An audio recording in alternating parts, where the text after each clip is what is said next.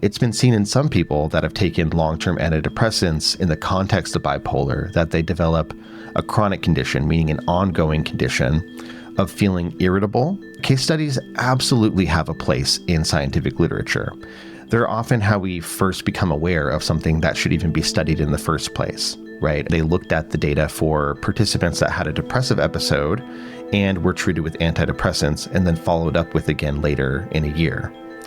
And in his research, he mentions that people who were treated with antidepressants were 10 times more likely to develop those acid symptoms than people who were not. It is normal to have that reduced effect over time. And it's also very, very common to need to change medications or adjust the approach over time as you're being treated. And it sounds like for you, you've essentially been ignored and left to feel like it was your fault for not getting any better. It can be really hard to feel motivated to show up, try your best when the company culture itself is a drain on your energy and your mental health.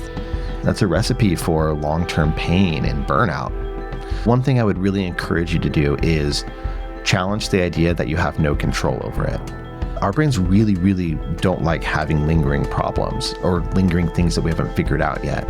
So this is just a process of, unwinding that ball of yarn, getting the threads in their place. They're still there, but they're going to be easier for you to work with.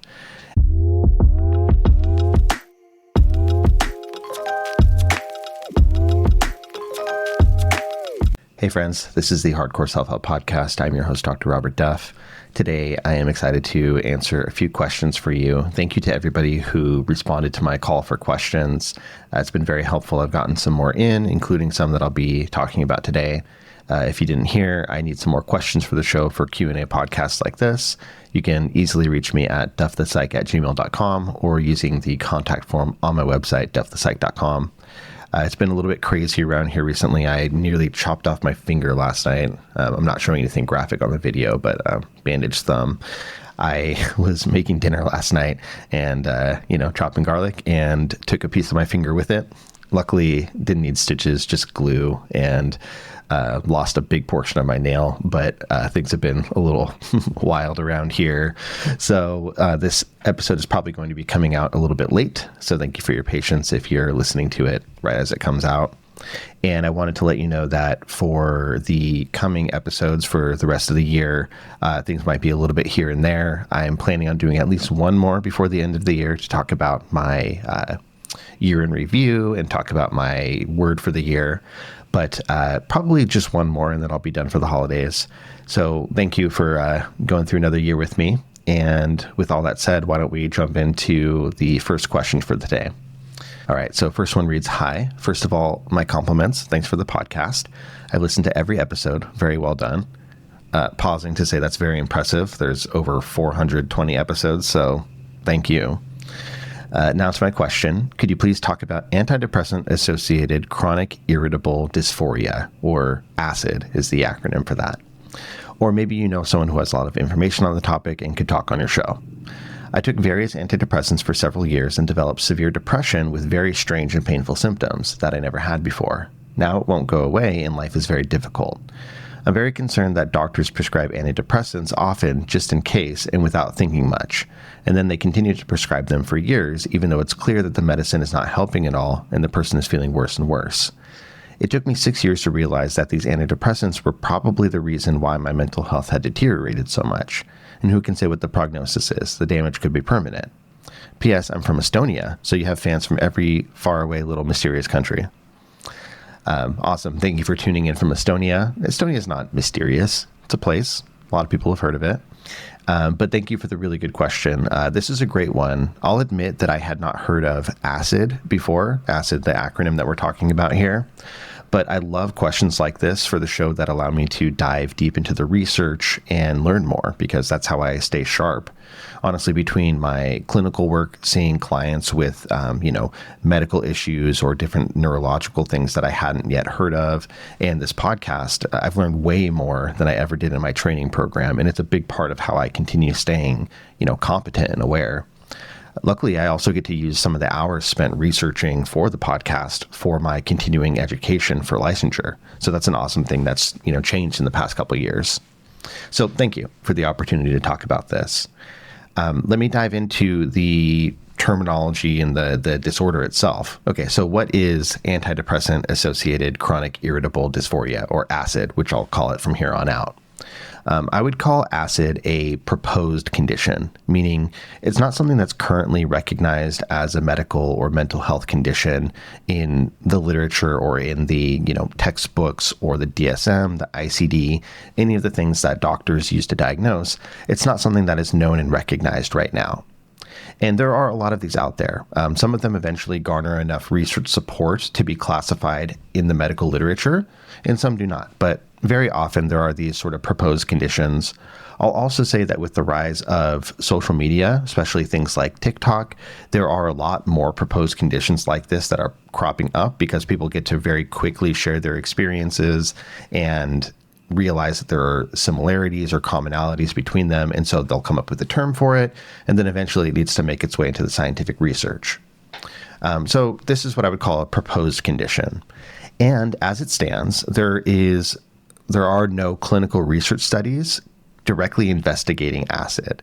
So it definitely falls firmly into that proposed condition category. Before I keep dissecting the research and what I found, let me explain what it actually is or what it's proposed to be. You can probably gather a lot of it from just the name if you break down the terms. But this is a condition specifically in people with bipolar disorder who have been on antidepressants for an extended period of time, typically meaning several years. Just a very quick review. Bipolar used to be considered a mood disorder. Now it's broken off into its own category. But bipolar is characterized by the manic phase. So mania, meaning, heightened energy, a lot of potentially agitation, creative energy, not sleeping for long periods of time, making impulsive decisions, feelings of grandiosity. All of these can represent mania. And mania is the primary component of bipolar, and that's often managed by mood stabilizing medication. There are many different mood stabilizing medications. It could be an atypical antipsychotic like Seroquel. It could be something like lithium. Sometimes even gabapentin is used. Many different things that you can use to try to stabilize that mood so you're de-escalating, de-elevating from those manic phases.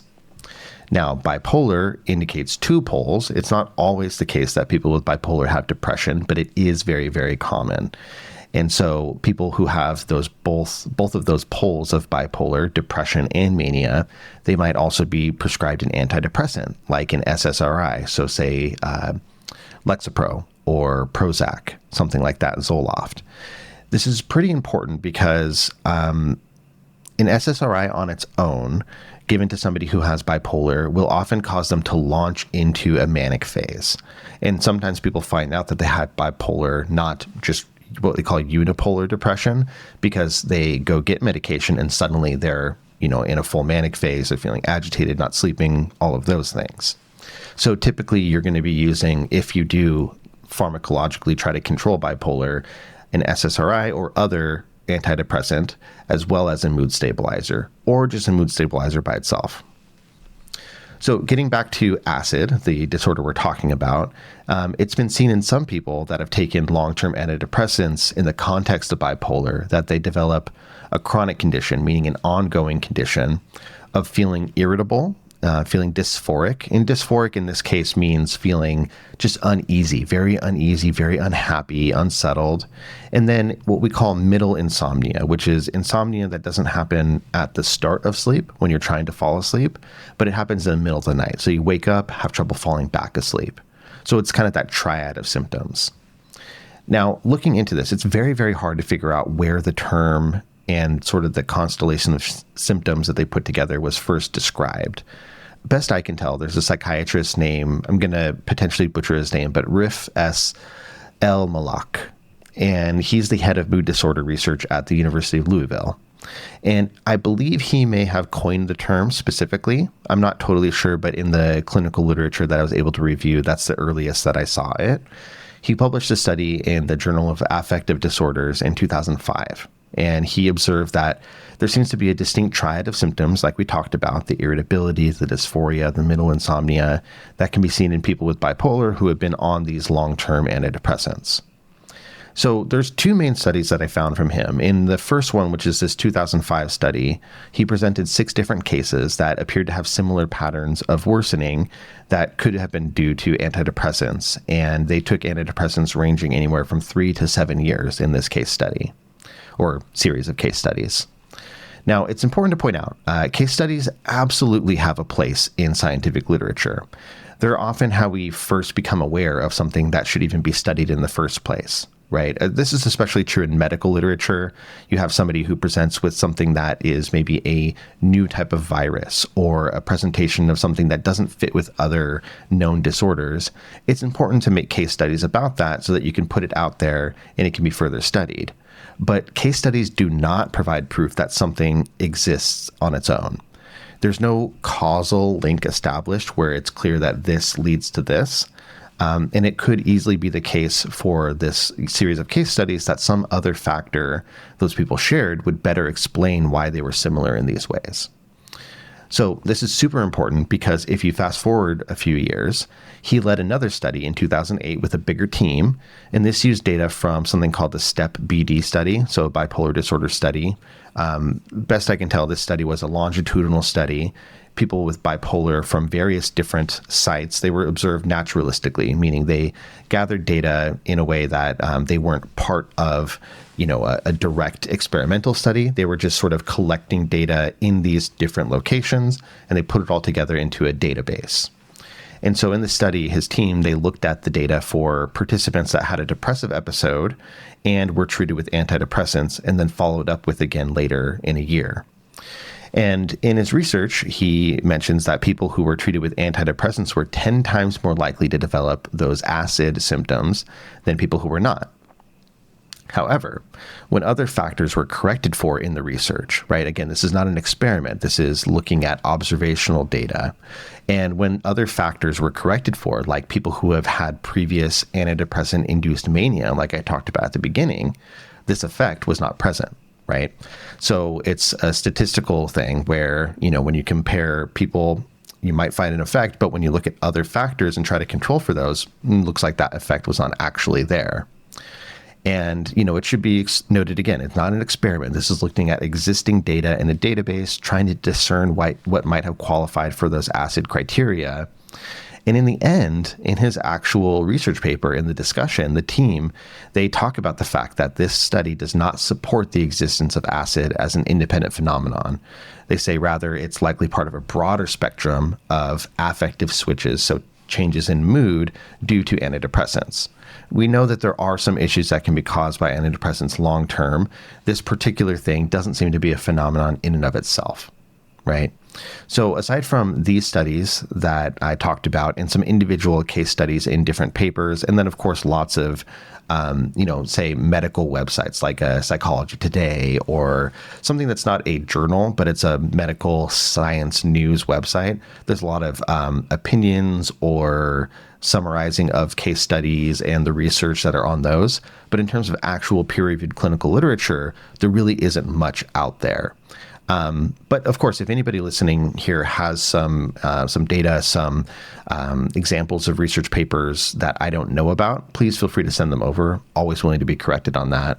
But as far as I can tell, acid is something that was proposed and kind of left behind, as it doesn't seem like there's a lot of research support for it. Now, let me get back to your question a bit. I want to be clear that I'm not trying to tell you that what you're experiencing isn't real. Obviously, you're the one in your body, you know what you're feeling, and you have some ideas about when this came about, the things, the factors and medications that seem to line up with that. So I'm not trying to tell you that what you're experiencing isn't real, just saying that, that acid thing that you're talking about may not be what we're looking at here because it doesn't seem to be something that has a lot of research support. But even if acid itself may not be the precise way to describe what you've experienced, I want to validate that there are a lot of different ongoing studies looking into possible reasons that some people seem to have a paradoxical response to antidepressants in the long run. There are a lot of different documented cases where somebody has, for various potential reasons, but has a strong positive effect to antidepressants, and then over time has kind of the opposite response where you see more depression or irritation, negative symptoms that you don't want to have if you're taking antidepressants. And there are different hypotheses, different guesses as to why this could be happening. One would be having chronic use of these medications changes the natural activity of neurotransmitters over time. So your body sort of adapts to the presence of the medication, and so it stops producing as much. Or a compensatory response, like your body really, really tries to keep homeostasis. And we know that when you introduce something that's external, like a medication or a stimulant like coffee, whatever, your body actually kind of tries to counteract that a bit because it tries to keep that homeostasis. So it could be that, to counteract the increased neurotransmitter activity, the brain sort of downregulates, and other things as well. People might even say like cytokine or inflammatory responses. We don't really know, but we do know that for some people it is the case that antidepressants over the long term seem to not have not just the same effect, but have almost the opposite effect. Bottom line, though, is we don't know why some people have responses like this and not others. It's a current area of research, and if you're getting into the field of neurology or psychology, anything like that, I'd encourage you to think about looking into this for a topic of research for dissertation, etc. But yeah, I'm not sure exactly what your particular symptoms have been, but it's clear that you've had a rough go of it. And, I'm sorry about that. Aside from the particular response to medication, you also clearly haven't gotten appropriate care overall. You mentioned that you've been prescribed medication and continued on it for a long time, despite clear signs that it isn't helping. And you've been feeling worse and worse and worse. And I just want to say that's not the way that it should be. Psychiatry is a tough field. It's a bit of an art and a science. It's normal to have, for instance, diminishing returns to medication over time. A lot of people, there's books written about this, like Prozac generation, et cetera. But there's a lot of people who, started Prozac in the 80s and it was amazing. And then over time they had diminishing returns. And that's common. It is normal to have that reduced effect over time. And it's also very, very common to need to change medications or adjust the approach over time as you're being treated. And it sounds like for you, you've essentially been ignored and left to feel like it was your fault for not getting any better. I do want to be clear. Medication is not going to do everything for you when it comes to depression. It's absolutely vital for some people. I'm not knocking medication at all. I am on an antidepressant. Well, I'm using it for anxiety, but same medication, Lexapro and SSRI. I've been on, 10 milligrams, a very low dose of it for a good amount of time now, and it's perfect for me. That's what I need. But not everybody. For some, though, it can make a huge difference, especially when your depression or whatever symptoms you're experiencing are so bad that it prevents you from taking good, necessary steps to help yourself. But it's not going to change your lifestyle. It's not going to improve your habits. It's not going to change your relationship to a loved one or your parents. It's not going to eliminate trauma that you've been through.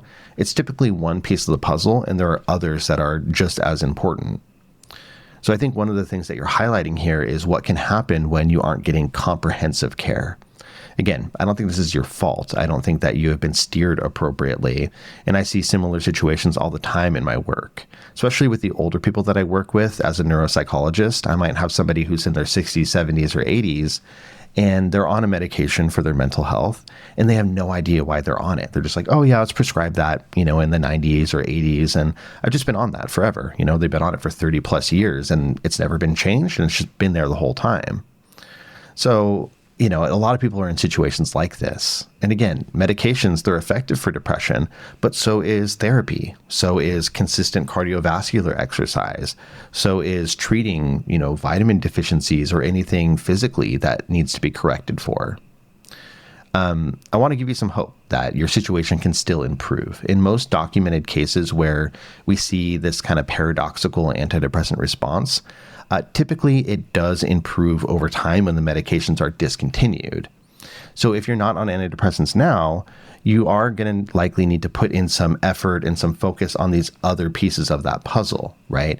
So therapy, if you're not in it, groups, again, exercise, any of the things that we know from research that are supported to help with depression, those are things you're going to want to pour more into while your body is sort of recovering and getting back into the swing of things from those antidepressants.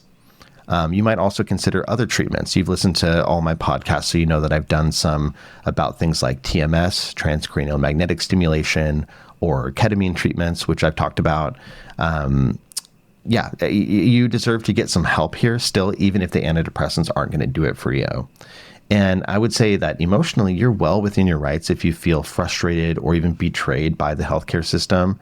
I hope that whatever hard feelings you have, you can use to push you to really focus on heading in directions that are helpful, that maybe don't involve medications, or at least involve a much more hands-on approach. I don't know what the mental health care system is like in Estonia. It's different from place to place, country to country.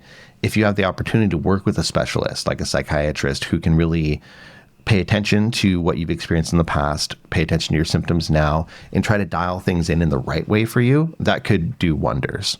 So I'm sorry you've gone through all of this. I really hope this clarifies sort of, what may or may not be happening and some of the options that you have. But overall, thank you very, very much for writing in the question. It's been a good thing to look into. All right, on to the next question. It reads, "Good morning, Dr. Duff. I've been listening to your podcast for a while now, and I appreciate and enjoy the advice, help, and insight you give. Like most people, I have stress with work and family. The company I work for is toxic, but I've been there for over 23 years, and I'm now making decent money with good health benefits and good vacation/sick time bank. I'm usually tired enough at night to fall asleep relatively quickly. However, I wake up in the morning feeling extremely irritated and annoyed by everything. It usually takes me a few hours to calm these thoughts. I start thinking about negative things at work, family and friends that have fallen to scammers and lost money, and things that I really have no control over, like snowstorms, which make my job a lot more stressful and difficult. Do you have any advice on waking up at 4 a.m. and not starting the day irritated? I'm always pondering solutions to issues and how I can help, but there's little to nothing I can do. Thank you." Good question. And yeah, the American dream, right? I'm assuming you're American. It sounds that way. But the American dream, right? Sticking around with a company that probably isn't good for your health, maybe even good for humanity, but the pay is right and you need health benefits, so you're going to stick there. I know a lot of people out there are probably feeling you hard with this question, and it's real. There's a couple things to address here. There's the work situation itself. Second is the issue with sleep and the difficult emotions and such that you're having in the morning. So let's start with the work part.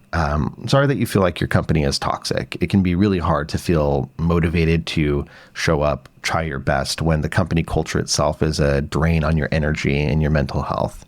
And this can be even worse when you're self-aware, when you see yourself performing the job and you're just a cog in the wheel of capitalism just so you can get your basic needs met. That can be really frustrating and it can suck. So I just want to be real about that. You're allowed to feel shitty about it if you do. Obviously, I don't have a lot of information about your work situation, but one thing I would really encourage you to do is challenge the idea that you have no control over it. Many times I see people in situations that are bad or unhealthy for them in the workplace, and they feel powerless when in fact there are opportunities to try to make things better. When money in your job is on the line, it can be scary to feel like you're rocking the boat, but I would just encourage you to have a very honest look at your situation and see if there are elements of it that can be controlled or influenced in some sort of way. Maybe this is you leading the charge on something, trying to change something about the work culture or the environment. Maybe it's asking for what you need, or even confronting somebody about an issue that's gotten out of hand or that's persisted for too long. I'm super fortunate in that my work is also my vocation. It's what I love doing, and it can be stressful at times for sure. I don't always want to go to work. Sometimes I just want to stay in bed and not go, but I'm absolutely in the right line of work, and I wouldn't trade it. It means a lot to me. But that doesn't have to be the case, and it's definitely not the case for everybody. Many people simply work a job to provide them with the resources so they can enjoy their life in other ways. And it kind of sounds like you're in that boat. So if that's the case, you need to make sure that you are finding time to find meaning and enjoy yourself outside of work.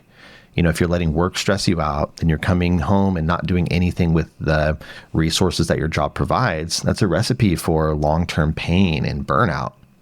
So again, take an honest look at your life. Could you be pursuing any of your interests or passions outside of work that can kind of fill your cup so you're not just constantly being drained? Ultimately, if you know that your job is unhealthy for you, that could require a more drastic change. One kind of mind experiment to do, and this is something that I tell people to do a lot with relationships that they're in romantically, is imagine yourself 10 years from now. Are you going to be okay if you're still in this job 10 years from now? Are you still going to be all right if things continue this way for 10 years and beyond? If not, that should be your indicator that either something needs to change or maybe you need to look at something else, right? So do that thought experiment, look at your situation, and just try to challenge yourself a bit. Now, let's talk about the sleep part. For sleep, I'm glad to hear that you're not struggling to fall asleep at night, but it sounds like you're waking up very early. This is what we would call like, end or late stage insomnia. And your mind is off to the races at 4 a.m. So journaling before bed is something that I've talked about before on the show, but I think it's a very underutilized skill by many people. One benefit to what you described about your situation is there's some consistency to the things that stress you out and cause overthinking. You mentioned work, family members, the weather. So before you go to bed, I would encourage you to sit down and actually write things out.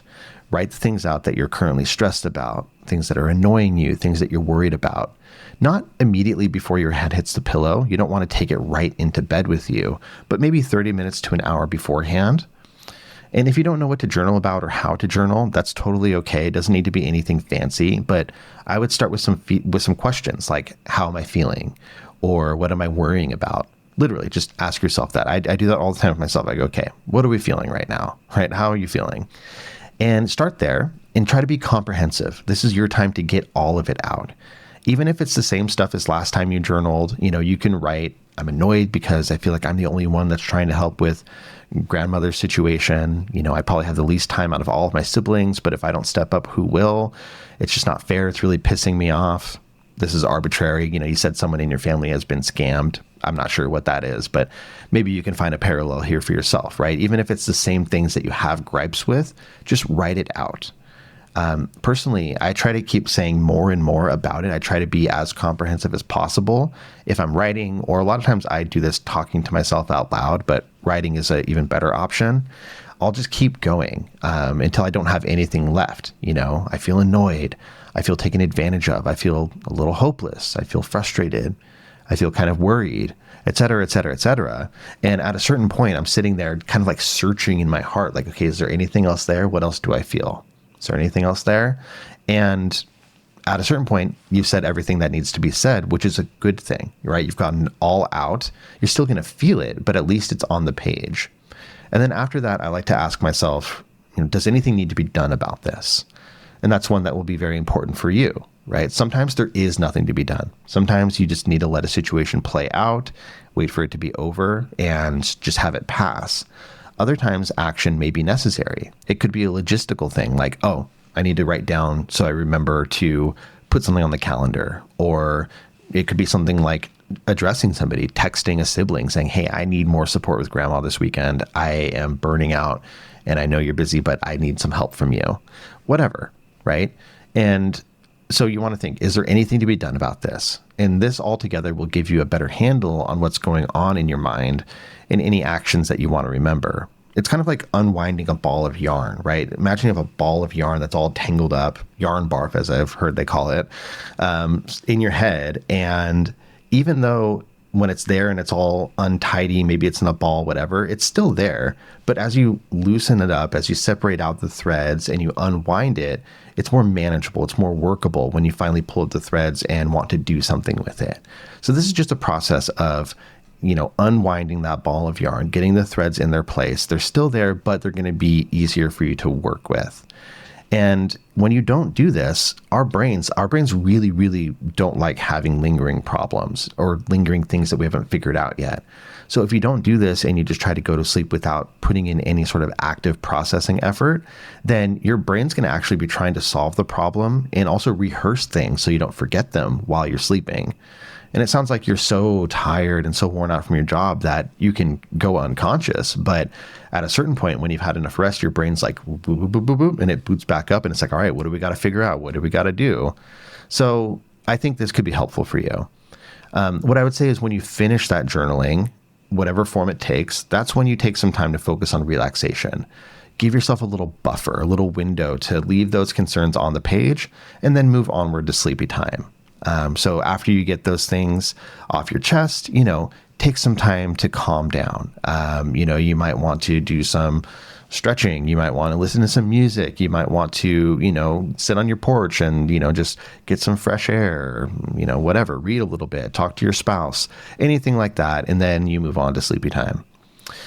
You also said it takes a few hours for you to calm down in the morning. And, that's a bit of time. I would say that this is a good prompt for you to look into some other coping strategies, things like deep breathing, or even getting professional psychiatric help, right? Could you start the day with some physical exercise to get rid of that pent up frustration? Just look for something to actively cope instead of just sitting there and being pissed about the fact that you're pissed, essentially. And then lastly, one thing related to the sleep is just pay attention to what you consume. Sugary foods at night, caffeine during the evening or late afternoon, drinking alcohol before you go to sleep. These can all disrupt your sleep and make it so that you're not getting very quality sleep and you're still tired even though you spent however many hours in bed. So, I'm not trying to lecture you here about all these things, but these are pieces of the puzzle that you should keep in mind when trying to consider what's going awry here. So overall, that's kind of what I got for you. Quick and easy. I hope that these tips give you a starting place, and I really appreciate you writing in. And that's what I have for you guys. I'm going to go pick up my kids from school. I really, really appreciate your attention, and I'll see you next, probably for the last episode of 2024. Wild. Bye, guys.